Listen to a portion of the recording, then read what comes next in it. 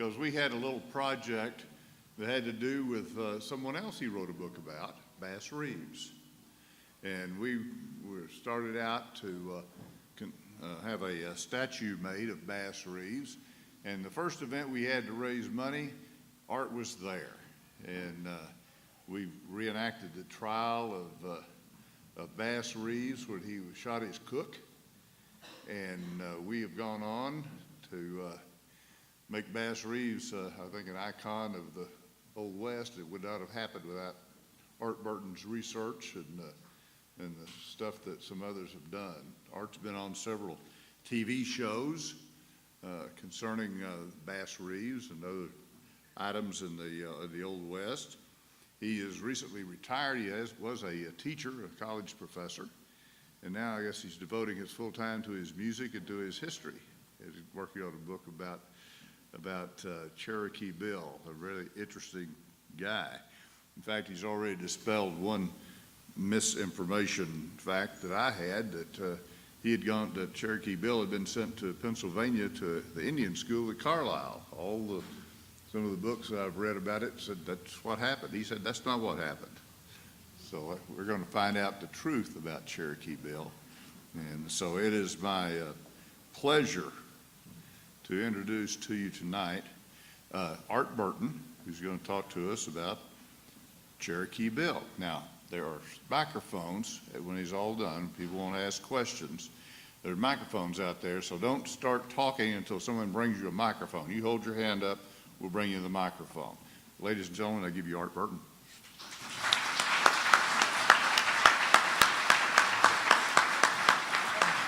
Thank you. Oh, that light is bright. You know, feel like when the police have you under the light, asking the questions. Well, it's good to be here in Fort Smith. I've been here many times. Before I left Chicago, I asked my wife if she knew how many times I've been to Fort Smith, and we couldn't calculate how many times, but it's always been good. I originally came here doing a lot of research on my first book, Black, Red, and Deadly, Black and Indian Gunfighters of the Indian Territory. And one of the people that I originally met in research in Oklahoma is here, Bob Ernst, and Bob is one of the premier scholars on the Deputy U.S. Marshals who died in the line of duty, and it's somebody I always talk to and try to get information if I don't know certain things. So I'm glad he could make it, came over from Oklahoma today. This is being streamed live, and the person who is the most knowledgeable person I know on Oklahoma history, Dr. Daniel Littlefield, said he was going to come, but he has to take care of the streaming process at the University of Arkansas at Little Rock. So I'd like to give a shout out to him. Representative George McGill, my old friend, when I come here many times, state representative is here, as is Dr. Billy Higgins, another good historian and good friend of mine from the University of Arkansas at Little Rock. And Tom Wing also, who was at the National Historic Site and did great research, and now is a history professor at the University of Arkansas at Fort Smith. And I'd like to mention also Al Drapp, who helped me tremendously when I was working on my book on Bass Reeves, who is an architect and was able to find the locations where Bass lived in Arkansas and Oklahoma. So anyway, those are shout outs to folks that have helped me tremendously. And we're going to move on with Cherokee Bill. Cherokee Bill is an outlaw who is a classic outlaw. And the reason why I say that, you can go to New Mexico, and you can go all over the state of New Mexico, and they will hit you over the head with Billy the Kid. Everywhere, and they use Billy the Kid as a tourist draw.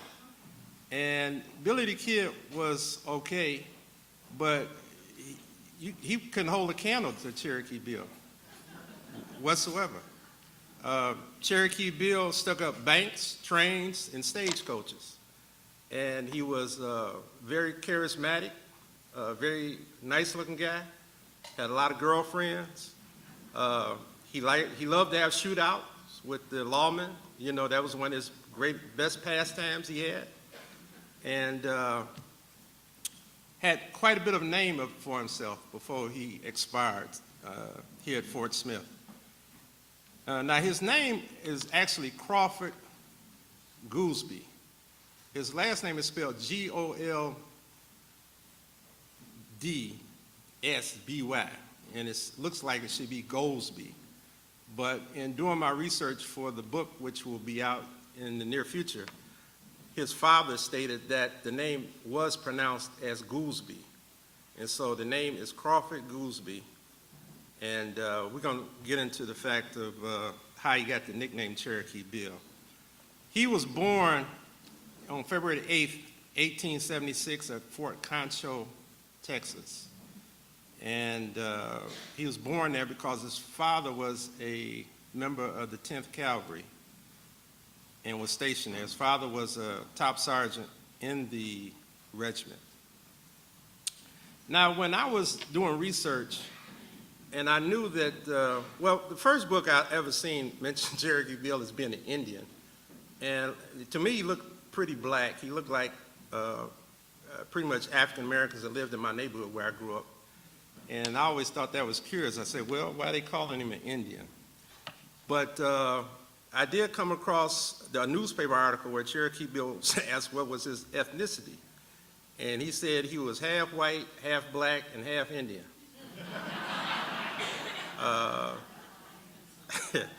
Which is kind of interesting. I was in Oklahoma one time, and I stopped in Veneta, which is in the Cherokee Nation. And I asked a black man if he had ever heard of Cherokee Bill, and he said yes, he had. And he said that when he was a little kid growing up, the blacks in that Cherokee community in that area had a refrain that said, if I live and don't get killed, I want to grow up and be another nigger like Cherokee Bill. So that showed you he had some popular sentiment in the black community in Northeast Oklahoma. Now, due to the book that came out, Hell on the Border, they stated that he was part Mexican and part Sioux Indian and all this stuff. And it took me a while to find out where all that came from. And it came from his father. And his father's name was George Goldsby. He was born in Perry County, Alabama, on February 22nd, 1843. George's father was a white man named Thornton Goldsby. Thornton Goldsby had a plantation of over 300 African slaves, and many of the light-skinned slaves were his concubines. And one of them was George's mother. And George's mother's name was Hester King, and he freed her and set her up in a house. And she had a number of children besides George for Thornton. And Thornton also had a white family with a number of kids. So when George grew older, he was not enslaved because his mother had been freed. And as the years went by and the Civil War came along, George was hired as a teamster by the Confederate Army for a regiment out of Alabama. The regiment served in the Battle of Gettysburg, and he was a hired teamster servant at that time. And I guess George thought it was a good time to leave the Confederate Army, because he left the Confederate Army at that time and went over to the Union Army and served as a teamster for a quartermaster unit. And he enlisted as a white man. And he did that up until the time, about a year later, he joined a cavalry regiment, the 21st Pennsylvania Cavalry Regiment, and he served in numerous battles in the Virginia vicinity and was at the famous battle where the crater took place at Petersburg. And after that, he was with the units when the General Lee surrendered at Appomattox. Now, when George was with his unit at Appomattox, there were Confederates who had surrendered who recognized George. And after the war, George went back home to Selma, Alabama, where he was from, and he couldn't stay there very long because they told him that, you know, he had went over to the Union side and they were going to kill him. And so George left Selma, Alabama, and went to the Indian Territory and joined the 10th Cav Buffalo Soldiers at Fort Gibson in the Cherokee Nation. And so it was at that point that he first met who would be Cherokee Bill's mother, and she was from Fort Gibson. Her name was Ellen Beck, and Ellen had been a child of former slaves, and she got a job with the 10th Cavalry as a authenticated laundress. And so authenticated laundress were basically women who washed clothes for the U.S. Army, and they got a lot of money. And she went with the regiment to Fort Sill, and that's where she and George got married, was at Fort Sill. But she was a freedman, Cherokee freedman, and they say that she possibly had some Native American ancestry also. It was very common for Native Americans who held Africans in bondage to give African women babies. Even sometime to marry them also, they would have an Indian wife and an African wife. That was very common in the Native American culture back at that time. They had 4 children. Georgia, who was the oldest, that was a girl, Crawford, Clarence, and Luther. And George didn't claim the last 2, Clarence and Luther, but they all went by the name Goldsby. And Ellen said that they were all his kids. He challenged that part. What happened was, coming up until 1876, the unit got transferred to Fort Concho, and black soldiers out of Fort Concho was having a real hard time when they went to the adjoining town named San Angelo. And they had several shootings, and this one particular time, it was a sergeant went into one of the saloons in San Angelo, and there were some cowboys and hunters in the saloon, and to make fun of the sergeant, they cut his stripes off and his chevrons off his pants, which didn't make him too happy. So he went back to Fort Concho and told the soldiers what had happened. And according to Remington, the painter, Frederick Remington, who wrote an article about it called As the Worm Turns, he stated that George Goldsby led a group of soldiers, and George was a top sergeant, first sergeant, and he had keys to the guns, and he let a large group of men get guns, and they went back into Fort Concho and shot up this saloon. One man was killed, and 2 was wounded, and one of the soldiers were killed and 1 was wounded. And the state of Texas then put a bounty out on George Goldsby's head, and a group of Texas Rangers went to Fort Concho to arrest George Goldsby, and Grierson, Colonel Grierson, who was the commanding officer, contested that the Rangers didn't have no authority on the grounds of the military fort, and so he wouldn't adhere to them arresting Goldsby. And in the interim, Goldsby escaped and got away and went AWOL.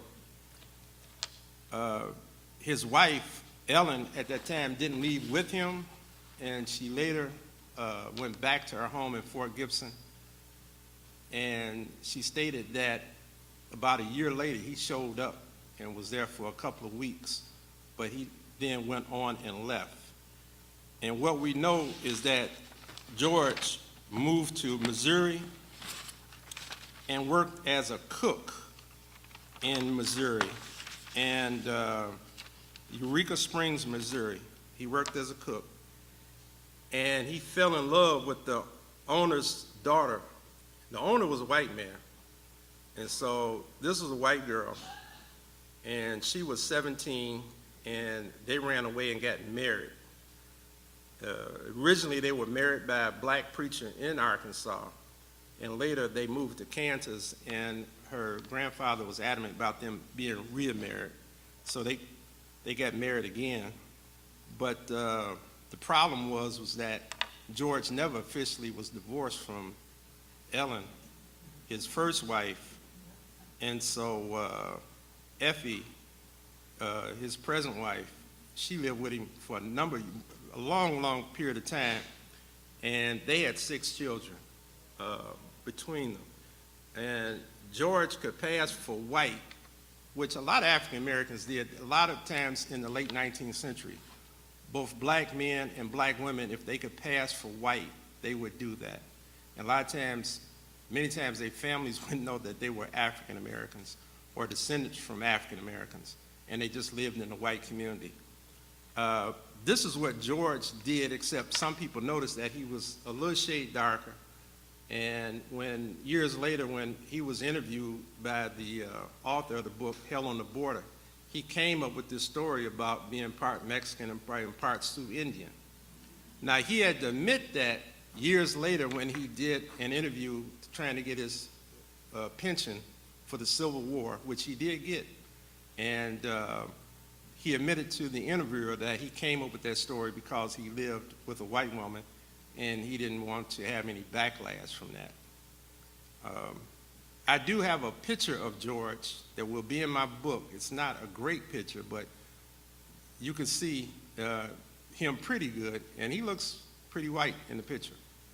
And his wife felt that she knew all about his history, his wife Effie, his white wife, and she stated that she knew he was, his mother had been a mulatto, but she said that she can't believe or didn't believe that he was a black man because he didn't look black. And even after he died, she sent a lock of his hair to the pension board, asking him to see if they could identify him as being a black man based on his hair, and because she was contesting for his pension at that time. And I'll get back to that in a second. So George and Effie, they lived primarily in a number of towns in Kansas for quite a long time.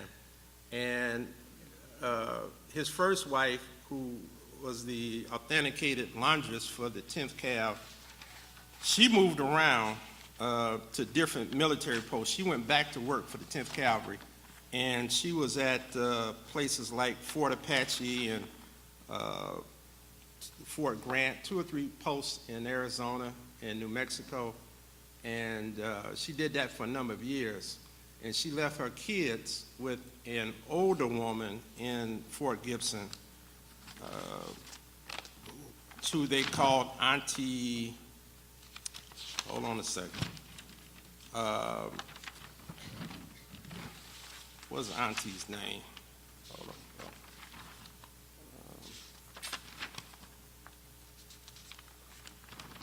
Amanda Foster.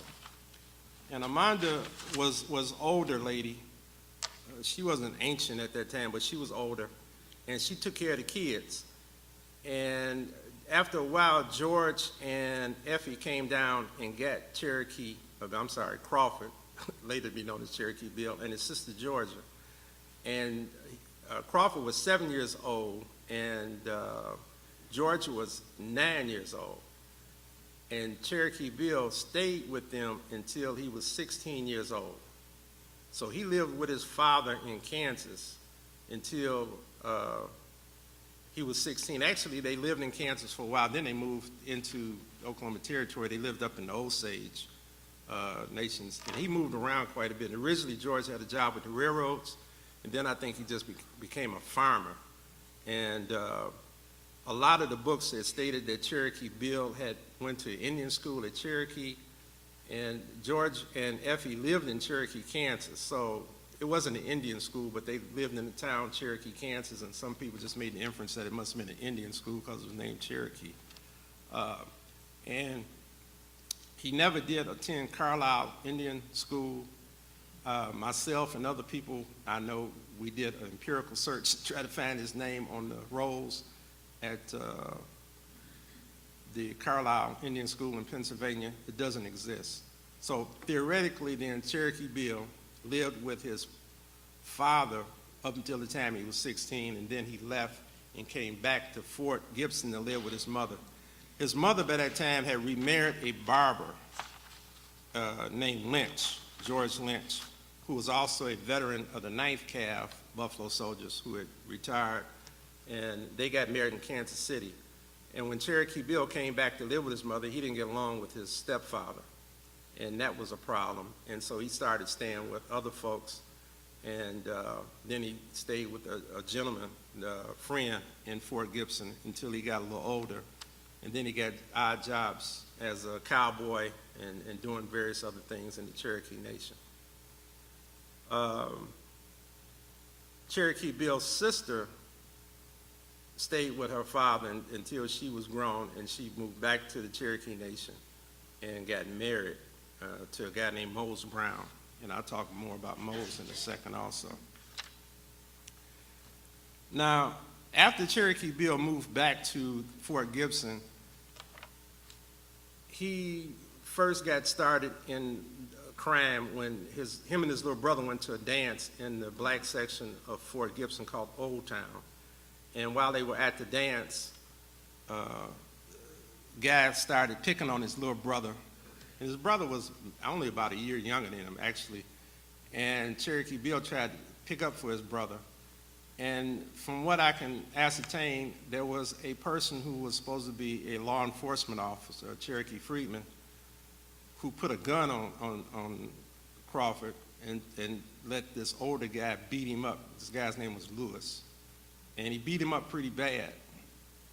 And so Cherokee Bill got a pistol, and this guy was coming to the horse barn the next day, and Cherokee shot him about 3 times. And he thought he killed him, but he hadn't, but he made a run for it. And when he made a run for it, he had remembered some of his friends. One of them was Bill Cook. Then both of them had been cowboys together in the Cherokee Nation. And Bill Cook had been a posseman for Bill Smith, who was a deputy U.S. Marshal, for a short while.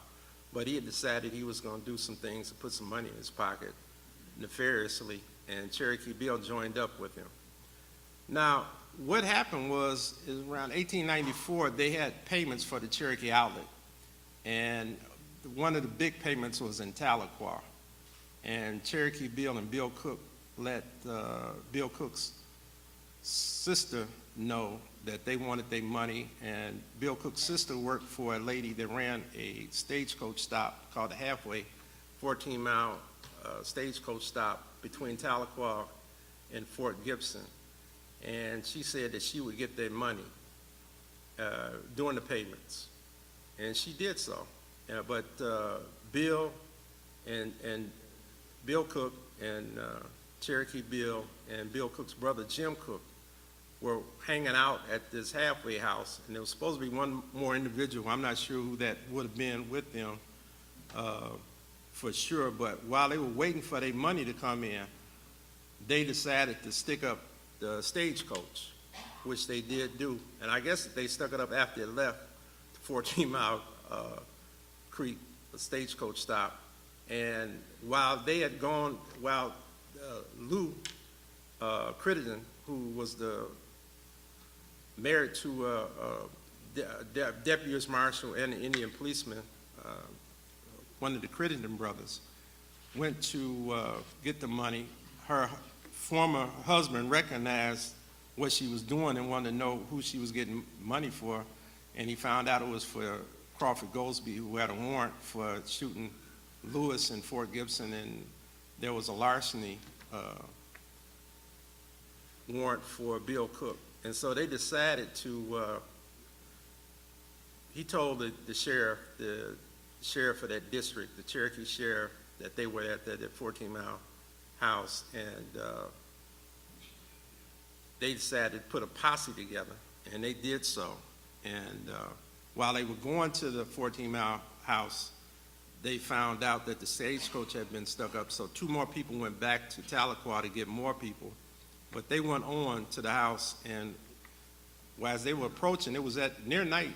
It was getting dark, and Cherokee Bill was sitting outside, and he noticed guys coming in, and he alerted Bill Cook and his brother Jim that they should get ready, and the posse told the boys to give up. You know, they there to arrest them.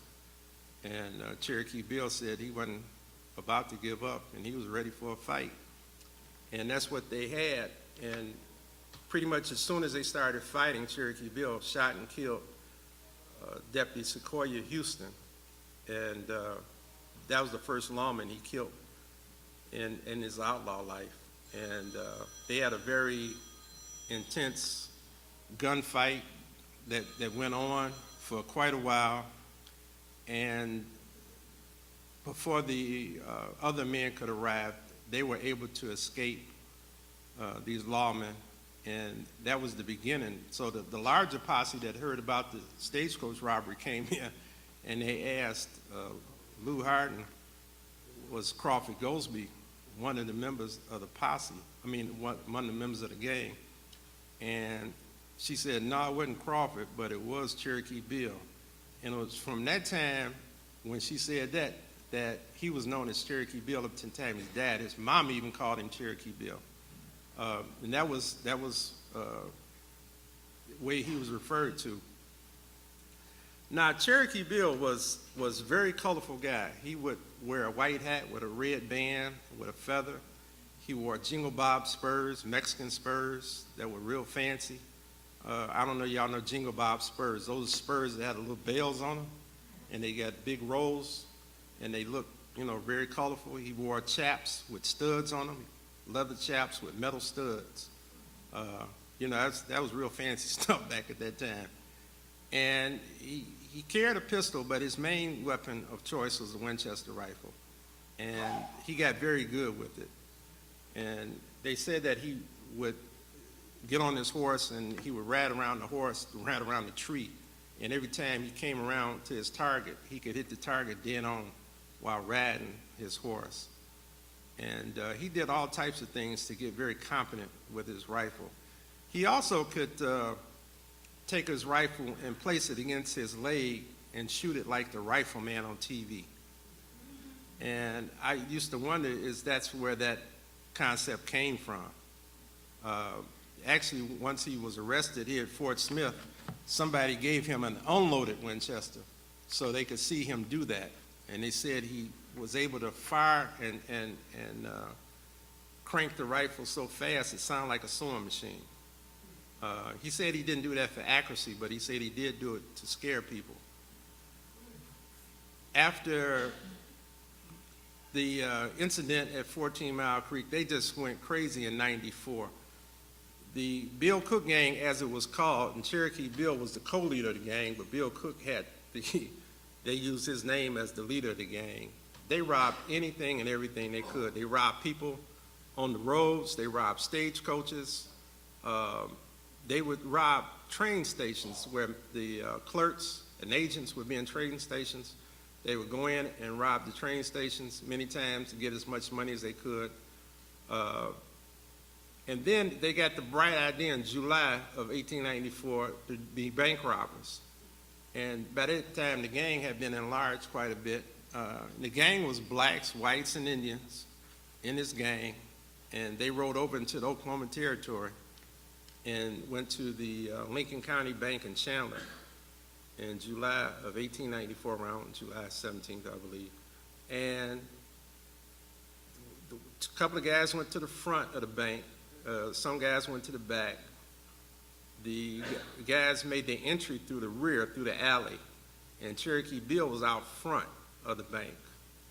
And the barber, J.M. Mitchell, seen what was happening. He was sitting down the street, and he started hollering at the top of his voice, "The Daltons are robbing the bank. The Daltons are robbing the bank." And Cherokee Bill hollered and told him to shut up.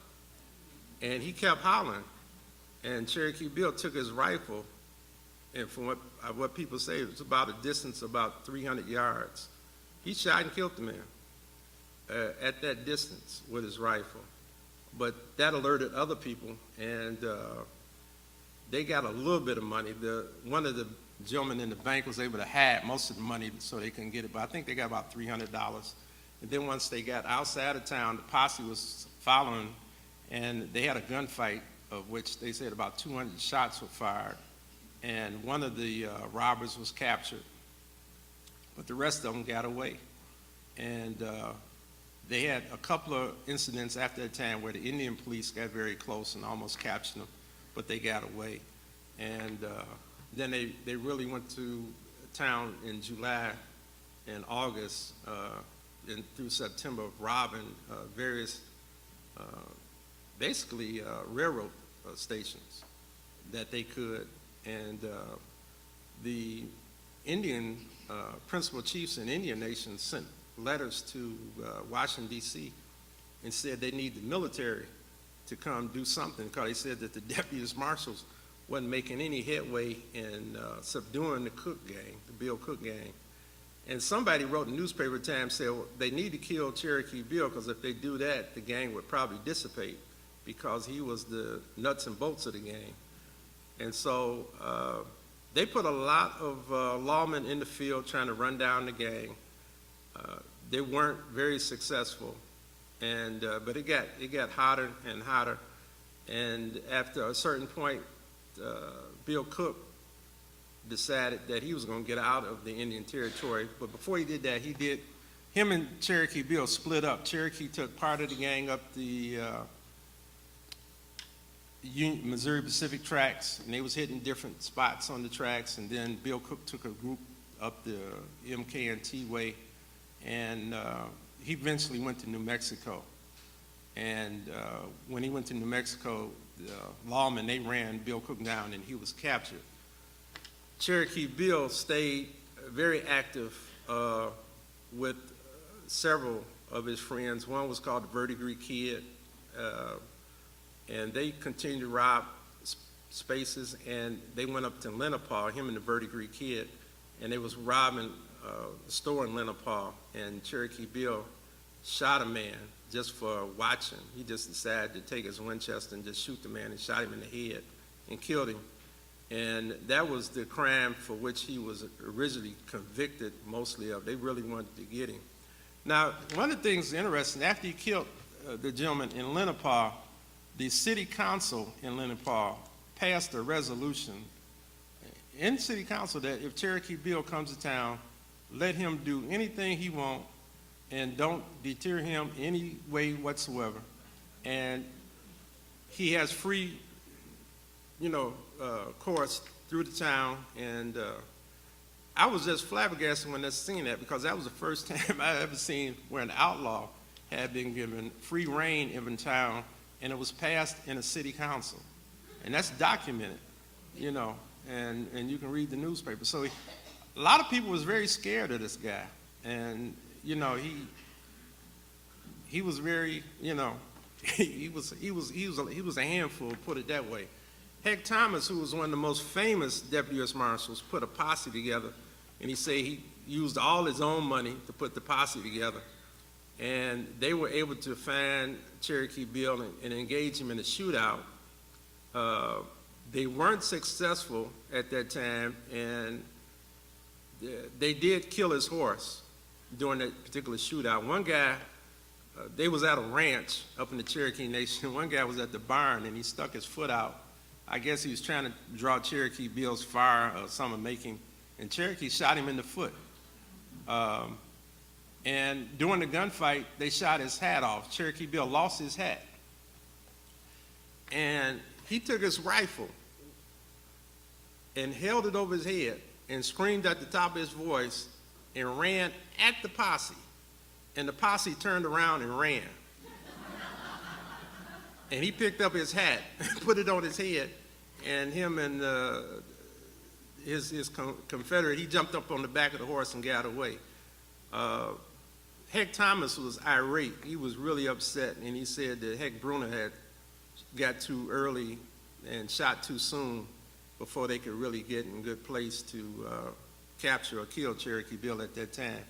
But he never tried to capture Cherokee Bill after that particular incident up in the Cherokee Nation. Now, most of the time that Cherokee was active, and we can see, if we get the map, can we get the map, the Indian Territory map?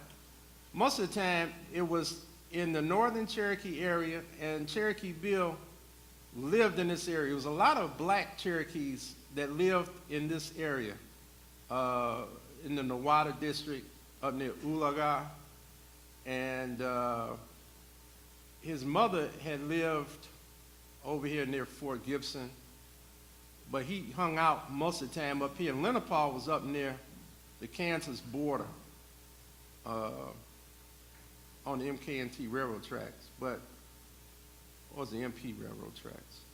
I think it was up in that area. But anyway, this area, there was a lot of ranching, cattle ranching, and this is also where Will Rogers was from. And so they did, on one occasion, go into the Creek Nation and rob the store in Okmulgee. Everybody was out of town at a ball game, and they robbed the main mercantile store. They did the same thing at Talala, where they did that. And actually, after Bill Cook and Cherokee Bill split up, Cherokee Bill at least two towns, and I have it notated in my manuscript, him and the gang started at one end of town and robbed every store on Main Street. I had never seen nobody do that before. And on one occasion, he would go from one store and hold the store owner hostage and take that store owner to the next store, get him hostage, and then they would go to the post office, and he'd have both people hostage, and he'd hold them while they robbed the post office. And he did that type of thing. He had no fear. He had no fear. He was approximately 20 years old, and he was about 6 feet tall, and he really had no fear whatsoever back there at that time. So that's based. So the deputies, they were really at odds of how they were going to get this guy, because he loved to have these shootouts. He had numerous shootouts with the lawmen. That wasn't getting him nowhere. So Bill Smith, if we go back to the picture of Cherokee Bill when he was captured, that's a picture of his mother. But Bill Smith is this gentleman right here. And Bill colluded with this gentleman right here, whose name is Ike Rogers. Now, Ike Rogers was very interesting. He was a freedman, Cherokee freedman, and his family had come from the family, Will Rogers' daddy's property. And Will Rogers' daddy had owned a number of slaves prior to the Civil War. But Ike Rogers served with the 1st Kansas Colored Volunteer Infantry Regiment during the Civil War, all throughout the war. And so he was in a number of battles. He was in the first battle of Cabin Creek, and he was at the Battle of Honey Springs. And he was very outspoken about the treatment of Cherokee freedmen by the Cherokees in the Cherokee Nation.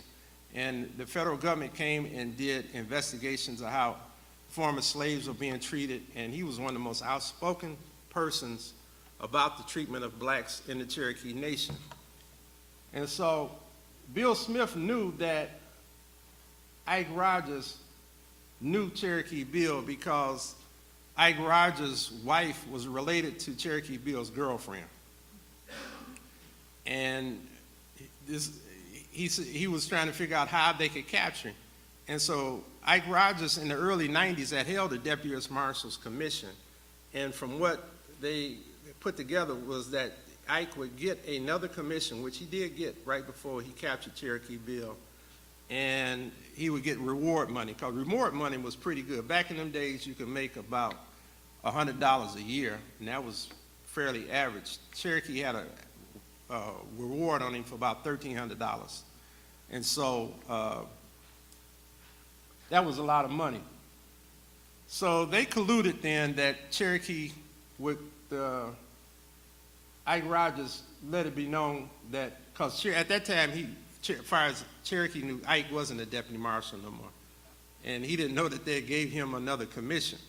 But anyway, Clint Scales, the guy right next to Cherokee Bill, this is another black man that was very friendly with Ike Rogers. They said we'd have Cherokee Bill over to the house where he could see his girlfriend, Maggie Glass, because it was her birthday, and we invite Maggie over. And so Cherokee Bill did that, and he knew Ike, and he didn't think Ike was up to anything nefarious. And they told Cherokee he might as well spend the night after he was over there for quite a long period of time, and Cherokee agreed. And Maggie told him to be careful, and he said he didn't think they were going to try to do anything because he would, kill him if, because he had no qualms about shooting anybody. And so he stayed up all night, one eye open, and in the morning, he was leaning over to light a cigarette. And while he was trying to reach up and light a cigarette, Ike hit him over the head with a wooden stick, I guess one of the logs that you light the fire with, was on the side. And it stunned Cherokee Bill, and he hit him again. And Cherokee Bill didn't go to the floor. And so Ike and Clint both jumped on Cherokee Bill at that time. And they said they wrestled on the floor for about a half an hour, which is a long time to wrestle somebody on the floor, about a half an hour. And after a while, they was able to get guns on Cherokee Bill and let him know they were going to kill him if he didn't subsist. So he did briefly, and they put chains on him, cuffs, and he was crying, and they put him in a wagon. And he was so strong, they say he broke his cuffs. And so Clint had to hold a shotgun on him until they drove him into Nowata and told Bill Smith they had him in custody. And so this picture is actually when they had captured him. And this is the Critterton brothers here. One is Bill, that one and that one. They were later killed by Bill Starr's son. Anyway, that's another story. But anyway, they were related to the woman at the halfway house where the originally crime spree started. And this was approximately right at the turn of the new year, going into 1895. Now Maggie was a very pretty girl. I got some pictures of her family. I never found a picture of Maggie, but Maggie had told Cherokee Bill at one time that it was a guy said that if he caught Cherokee Bill coming around, he was going to kill him. And so Maggie told Cherokee Bill that this guy had threatened to shoot him. And so by happenstance, Cherokee ran into this guy and asked him, did he say that? And I guess the guy was dumbstruck, and Cherokee told him, get down off his horse, get on the ground, and start eating grass. And they said this man ate grass until he had a pretty good stomach full. And then Cherokee told him that if he see him again, he was going to kill him on sight.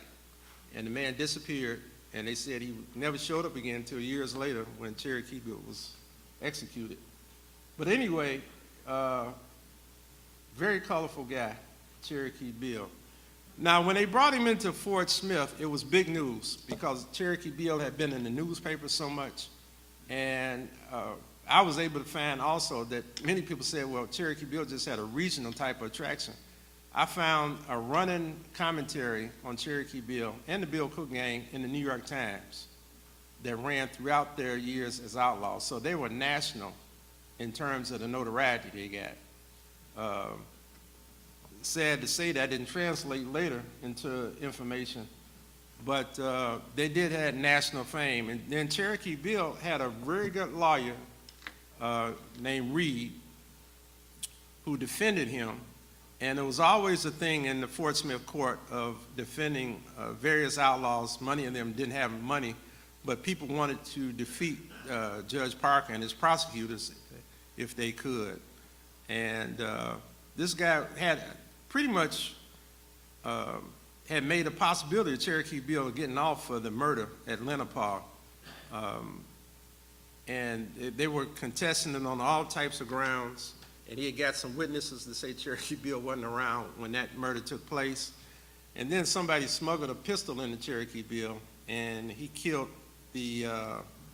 one of the guards. And that just went crazy. The town went crazy in Fort Smith. They said that you could hear the gunshots throughout the town. And they were able to keep him in the cell due to the fact that they had enough weapons and Cherokee just had a pistol for the most part, and he was the only one trying to shoot, and they were able to subdue him, and they got Henry Starr, who was in prison at that time because he had killed a deputy marshal named Wilson up in Cherokee Nation.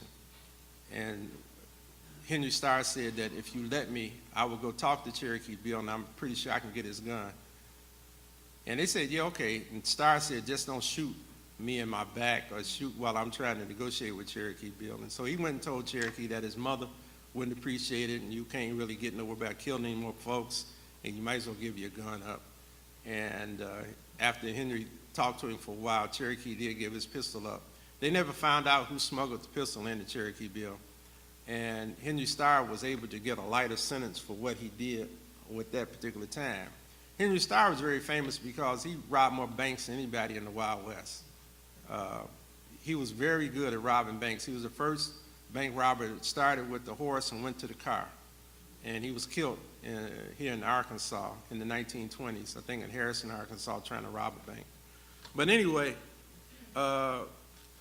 Judge Parker was redoubling his efforts at that point since he had killed the guard, the name was Keating, to get him hung.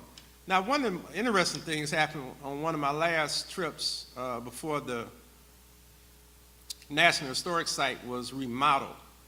Bill Black was the superintendent, and I told him I really wanted to see where Cherokee Bill was in the cell, because at that time they still had the tiers together, and since the renovation they've taken all that out for the most part, the way it was. And it was right at the end, he said, yeah, you'll be the last person to go through the jail and see where Cherokee Bill was. And he said, there's one more person we want to go to. And I said, okay, that'd be fine, be great. So we went into the jail, and while we was up there looking where he had killed Lawrence Keating, the other gentleman with me stated that that was my great-great-grandfather, Lawrence Keating.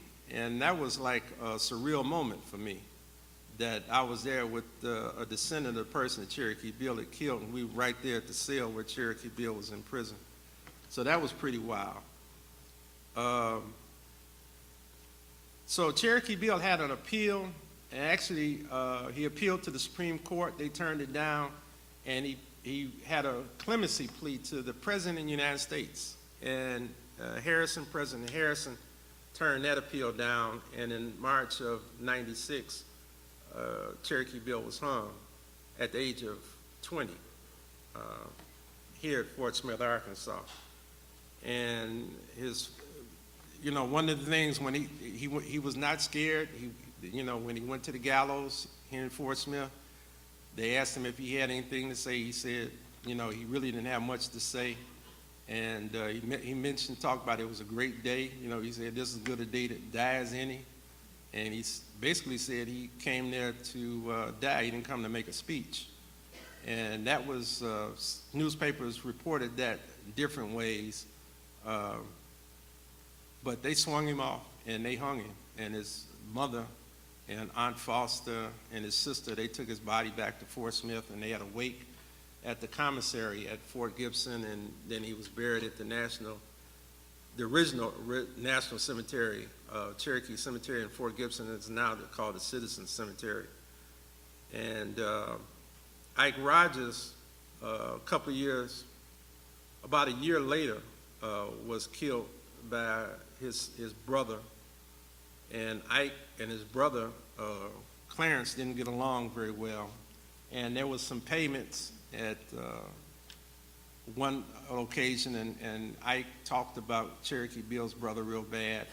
And then they had another payment at Fort Gibson, and the person who was like the clerk, the city clerk for Fort Gibson, knew that there was bad blood between Cherokee Bill and Clarence, but he gave Clarence a permit to carry a gun, which to me sounded very strange, due to the fact that he knew that there was bad blood and something might happen.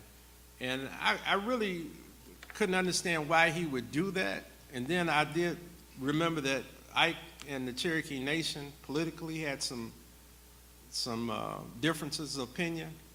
And I don't know if somebody with political leanings got next to this clerk and told him to give Luther the gun, and this might get rid of one of our problems in the Cherokee freedmen community. But Ike came in on the morning train, and Ike was hired as a guard for the payment that was going to the Cherokee freedmen community there at Fort Gibson at that particular time.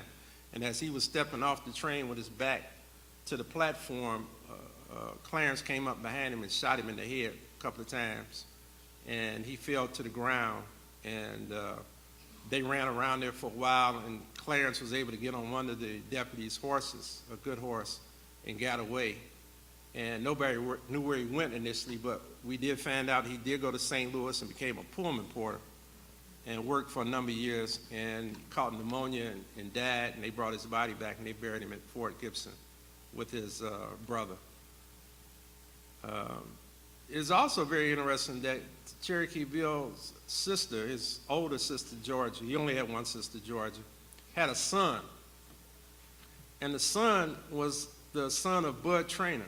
And Bud Traynor was the person who was actually thought to have killed Dan Maples, the Deputy U.S. Marshal, for which Ned Christie was charged. And so they had this boy, his name was Marcus Traynor. And Georgia later remarried because Cherokee Bill killed his brother-in-law, Mose. I guess I didn't talk about that much, but he killed Mose because him and Mose didn't get along. And Mose followed his wife to where Cherokee Bill was staying, and Cherokee Bill got mad, and they got in an argument. Cherokee killed him.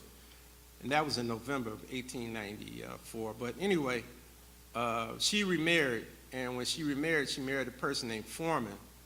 But it was stated that Bud Traynor was the father of her son, Marcus. And Marcus, around 1916, was caught with a gun in the water and illegally. And he was disarmed, he was arrested, and him and two other blacks had a jailbreak in the water, and Marcus killed one of the deputy sheriffs, and he was lynched along with one of his other cohorts later that night in the water for killing the deputy sheriff. So there was a lot of violence that was in Cherokee Bill's family's lineage during that time period.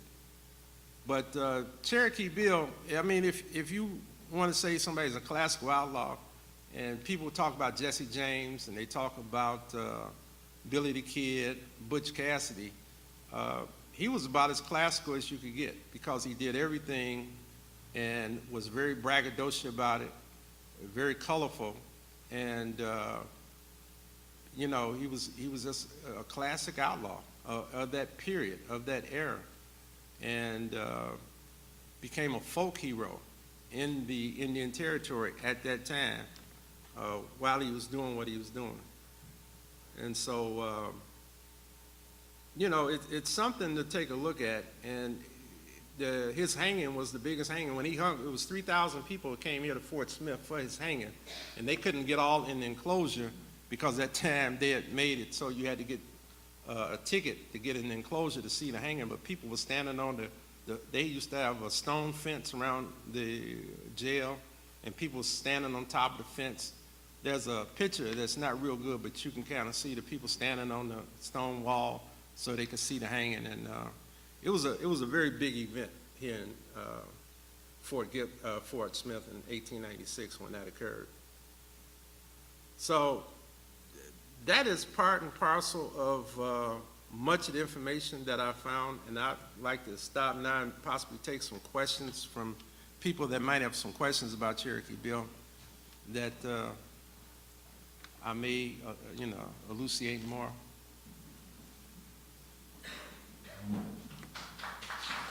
Thank you.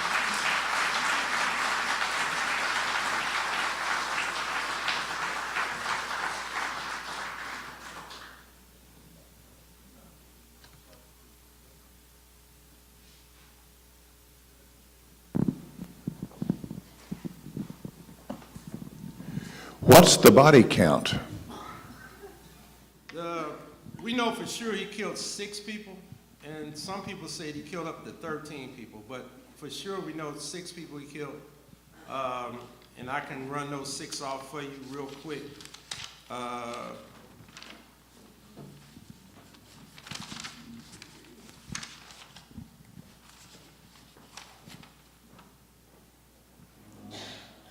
Hold on one second. I'm sorry. Hold on.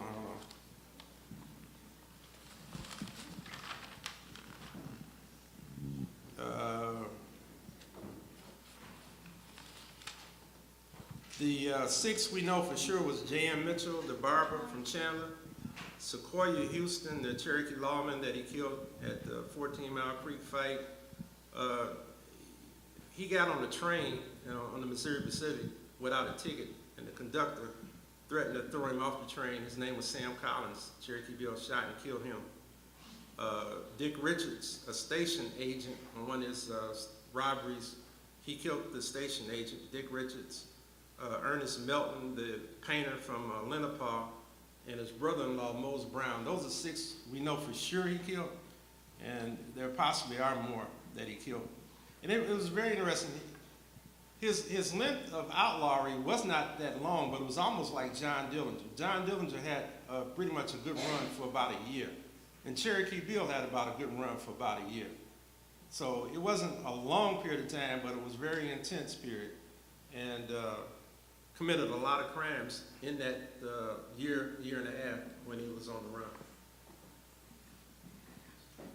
Why did he really become a folk hero, though? Because he didn't do anything like the Lone Ranger did, or Robin Hood, or anything like that.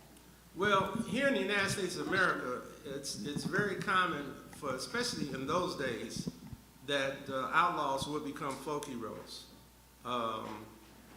If we look at the Wild West period up through the Depression era, you can look at people like Pretty Boy Floyd, even John Dillinger. A lot of them, Jesse James, you could just name it. A lot of outlaws became folk heroes. Now, me personally, most of my research has been on lawmen, and because I've never wanted to glorify outlaws, but Americans are really encapsulated with outlaws, and especially during that time period. So I don't know, the psyche of glorifying an outlaw. Sometimes people say, well, outlaws robbed trains and banks, and that was big business, corporate America. And little people who lived on little farms, and they may have lost their farms to the banks or such, felt like these people was kind of picking up for them. I really don't know. But outlaws have been glorified in the United States of America. Art, you might mention there's more books on outlaws than there are on lawmen. Yeah, that's true.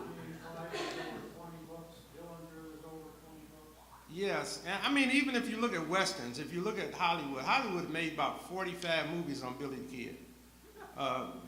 You can't say they made any lawmen, period. They very seldom made movies about lawmen. But outlaws, you can name it. Butch Cassidy, Jesse James, Billy the Kid. Those are the people that they made movies about. I really don't. We probably have to talk to somebody who studies sociology to understand that well, why outlaws are glorified so much. One of the things, just a sad point, is so many people in Oklahoma related to outlaws. Sometimes it was hard to talk to people about their family members. They wouldn't talk to you for a long time, and some of them still won't, but some will. It was a lot of outlaws in Oklahoma. The biggest battle in the Wild West was in the Indian Oklahoma Territory. And over 120 U.S. Marshals were killed in the Indian Oklahoma Territory, and that was not repeated nowhere in the Wild West at all. And as Bob Ernst has documented, the killing field for that is 50-mile radius of Muskogee, Oklahoma. That's where the majority of the deputies got killed, and I believe the majority of that was in the Cherokee Nation. But it was very dangerous period of time, and it went on for a long period of time. So Hollywood can talk about Deadwood and Dodge City and Tombstone. That's small potatoes compared to Indian Oklahoma Territory. And that went on up through the Depression. It started in the 1870s and went on up through the 1920s, 1930s in Oklahoma. Despite his name, he wasn't Cherokee at all, is that right? Yeah, by his mother, he was Cherokee. So his mother was part Cherokee? And he was on the rolls. He was on the Freedman rolls. Okay, But his mother it was notated as having some Cherokee ancestry. okay. So what did the Cook I'm sorry. Gang and Cherokee Bill do with all that money they were robbing? What did he do with it? Yeah. He gave it away. He would give it to people, his friends, and he would go to stores where he knew he could buy certain things, and he'd buy stuff like Mexican Jingle Bob spurs, and studded chaps, and real pretty hats to wear. And you know, he just spent it foolishly. He didn't have no game plan, but it was a lot of money he had to give away. And a lot of his friends, you know, they enjoyed that, and so they gave him a lot of cover and made up alibis for him and let him stay at their house and different things. There was a gentleman in Sapulpa where they got a lot of their bullets from and their weapons, and he said that he did it because he didn't want to make enemies of the Bill Cook Gang and Cherokee Bill, and so they had this friendship where they would come in and buy certain things, and he would give them what they wanted. Mr. Art, can you update us on the status? Are you able to update us on the status? I know you're not here to talk about bass tonight, but can you provide any update on Bass Reeves and the rumors of the HBO possibilities? The HBO deal is dead. Who killed it? HBO. Yeah, that was, we thought we had a deal with HBO, but January before last, they decided not to follow up with that.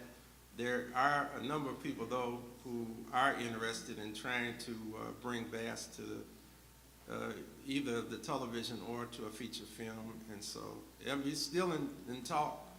I think it's going to happen. Just, you know, it just takes time. Be a great story whenever they do it. Could have been a great series on HBO. Yeah, it would have. I think HBO, you know, lost a good opportunity because somebody else is going to do it. When I was coming in from the airport, it was so foggy today. I was looking for bass as I was driving in from Tulsa. And I said, well, it's foggy enough and spooky enough, you might see bass out here somewhere. And I didn't see him until I crossed the bridge into Fort Smith. I said, oh, there he is. You know, I had somebody ask me one time, well, how come bass didn't interact with Cherokee Bill? And what happened was Bass left the Fort Smith court in '93, and he went to work for the East Texas court. And so primarily he was in the Choctaw Chickasaw Nation at the time that Cherokee Bill was carrying on up here in this part of town. And when Bass was hired to work the Northern District in '97, he did work in the Cherokee Nation, but you know, Cherokee Bill was long gone by that time. So Bass Reeves was not nowhere in the area when the Bill Cook Gang was running amok. They probably would not have run amok as long if Bass Reeves had been around. I think the dime novels, the advent of the dime novels contributed to the notoriety of Cook Gang and the others. As far as I know, the dime novels didn't write about Cherokee Bill or the Bill Cook Gang. They were written about in newspapers when they were, you know, was going on. But as far as I know, I have not seen anything on Cherokee Bill in a dime novel. Now, in the 1950s, they did have a little series on television where they had Cherokee Bill, and they had an Indian who played Cherokee Bill in this particular program. But I've never seen Cherokee Bill in a novel of that back to the 1890s or the turn of the century, where he was putting it in a dime novel. Now, you know, it might have been because he was black, I don't know. But no, he wasn't including dime novels. The Cook Gang, Bill and Jim Cook were mixed blood Cherokees. And they didn't look very Indian, but you know, they looked a little Indian, but they were mixed blood Indians, Cherokees. More questions?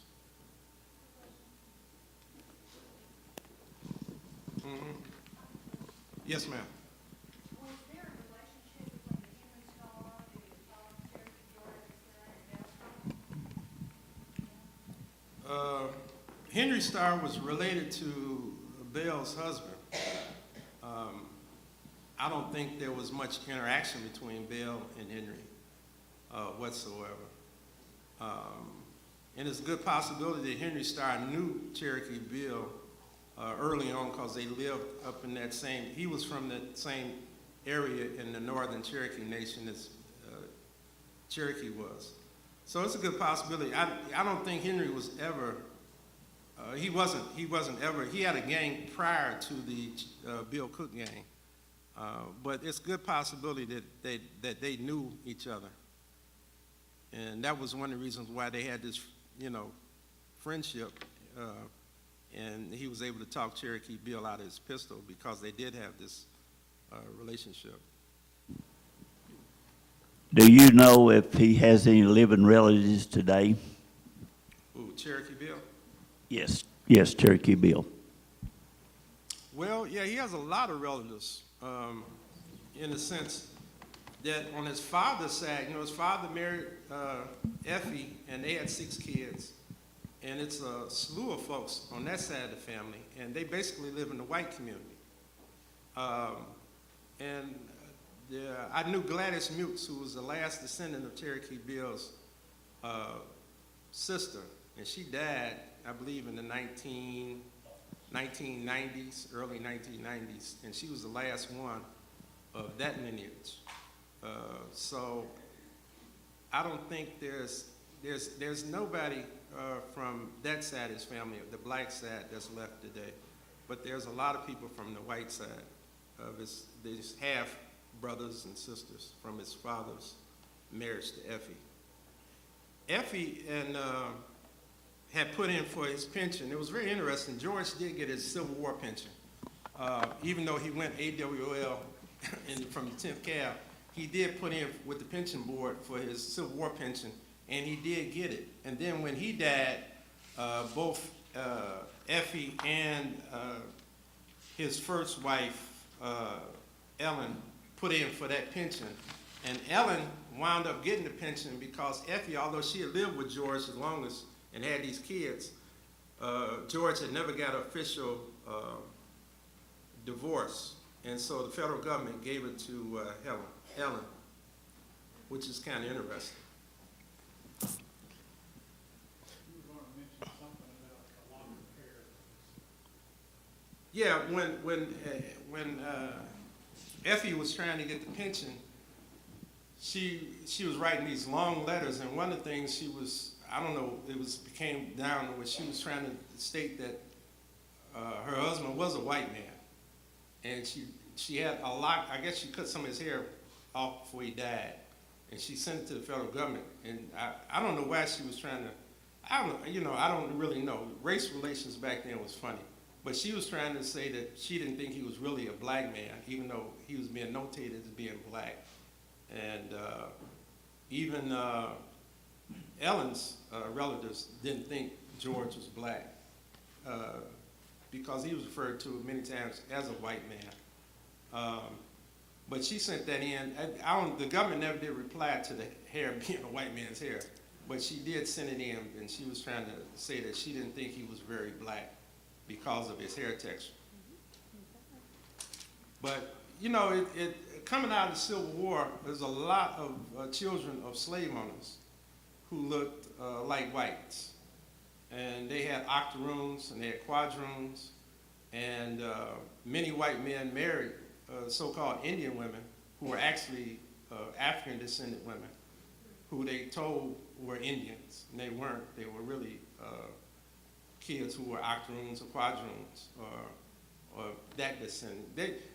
Race relations in the United States, they used to have laws where there were some people, it's like 132 black, but it was on the books in Louisiana, and so you can never become a white person because it was notated through the legal books that you were descended from an African person. And so it's pretty crazy stuff, man, when you get into that. Art, I've got a question for you. do you have any records or anything that would say that Cherokee Bill spent time hiding in Fort Smith while he was on the run? No, I doubt that very highly. Okay. He was very comfortable with where he lived and what he knew, and he knew the Cherokee Hills, the Cherokee areas, the hideout, the ravines, and people that could be very friendly to him. I've never seen where he came here except when he was captured. I don't think he wanted to come to Fort Smith too much anyway. And so he was never, Henry Starr was arrested before he went back on the outlaw trail as a young man here and was here at Fort Smith. But I have never seen, and haven't seen where Cherokee Bill was ever arrested or even came here under pretense. Now, he would go to Muskogee and hang out a little bit sometime, and he visited that town. And Muskogee was probably the wildest town in the Wild West. Y'all want to talk about a Wild West town, Muskogee was probably it back in the 1880s, 1890s, during that time period. Fort Smith was a little bit more civilized. But I don't know, I can't say conclusively Cherokee Bill never came to Fort Smith, but I don't think he did because his 1 year of outlawry was like a blazing star. And he was trying to stay out of the way of any lawman, and he knew there was a lot of lawmen around Fort Smith, so I don't think he would have came here and done anything. Folks, we got time for one more question.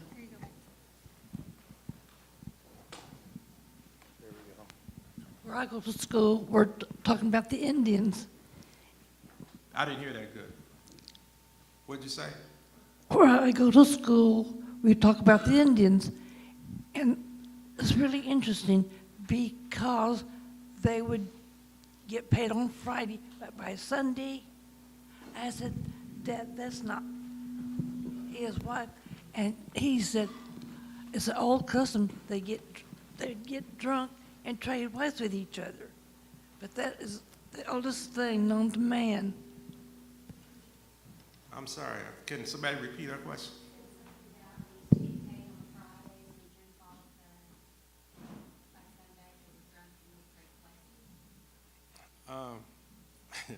Well, alcohol was a no-no in Indian Territory. A lot of people used to like to drink alcohol. Many Native Americans would drink it, but it was against the federal law. And so the deputies worked overtime at trying to keep it down, although, they weren't totally successful because there was a lot of illegal whiskey in the Indian Territory. And so, yeah, a lot of times people would drink and they would do things that they wouldn't have done when they were sober, commit crimes, kill people. And they would either get arrested by the Indian police if they had done something against another Indian citizen, or if they did something against a non-citizen, then that's when the Deputy U.S. Marshals would have to step in and arrest them for whatever crimes they committed. But alcohol is still a big problem. The alcohol, though, in Indian Territory is almost analogous to the drug trade today because it was so profitable for people who dealt in illegal whiskey. When the Oklahoma Territory opened up, you could get saloons and get to whiskey and such. It was still a big problem, but in Indian Territory, it was always a no-go up until statehood in 1907. Mr. Burton, thank you so Thank very you. much. We appreciate you. Thank you.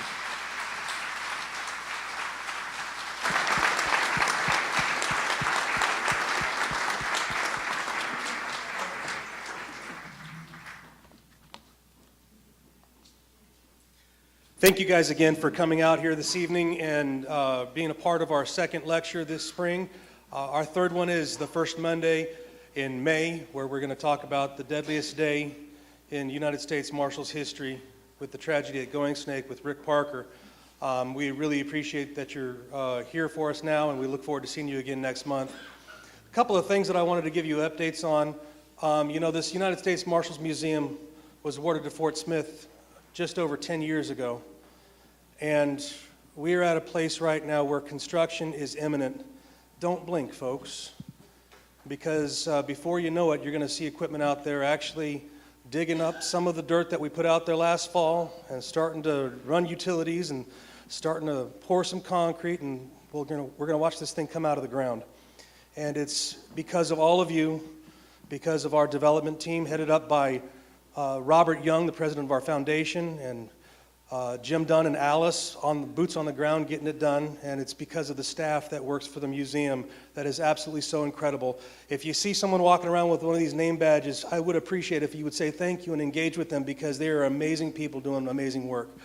One of the things that we've just recently done is we've completed our schematic design phase for the experience on the inside of the building, and I wanted to give you a little bit of a brief preview as we close tonight. And thank you again. By the way, out there in the front, we've got opportunities to get some T-shirts and some hats. Please go ahead and get some of those if you want. But I'm going to go ahead and ask for this thing to start.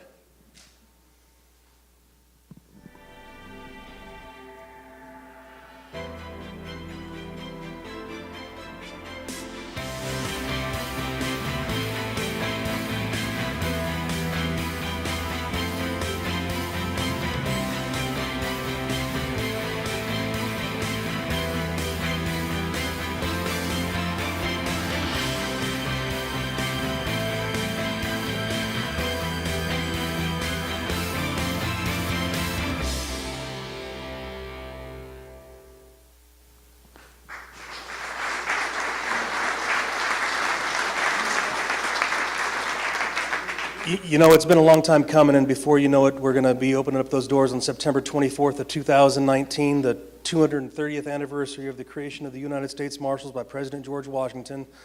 And I'm looking forward to seeing you all there. A special shout out and another thank you to Triple S Alarms for sponsoring our live stream tonight. We appreciate all of you guys out there watching, and just have a great evening. Thank you.